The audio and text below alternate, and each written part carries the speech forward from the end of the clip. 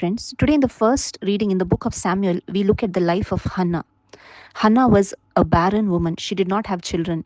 And her husband, Elkanah, had another wife called Penina, and he had children from this wife, but he did not have any children from Hannah.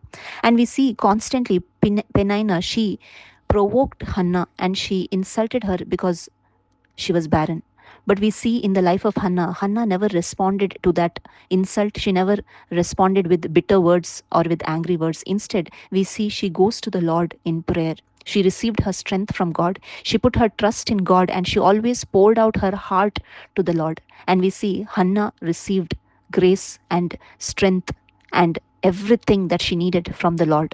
And we see in the gospel reading today also, Jesus is telling us the time is fulfilled and the kingdom of God is at hand. Repent and believe in the gospel. My dear friends, today we can receive strength in this evil world only from the gospel.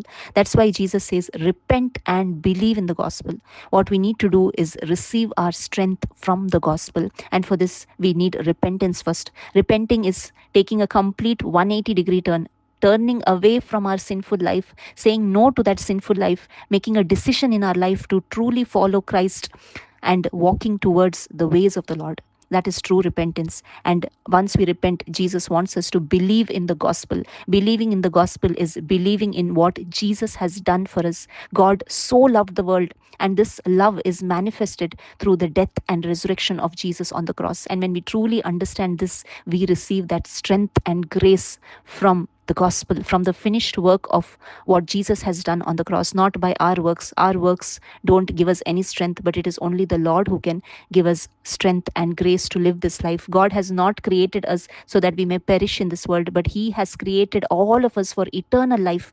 And this is what God is calling us today. If we have faith only for the things in this world, if we only keep praying for all the worldly things, for our needs, our desires, and everything pertaining to this world, then we are going to lose that hope of eternal life. What is required is that we have a life in Christ, and knowing Christ itself is eternal life. And God has called us to have this faith in the gospel.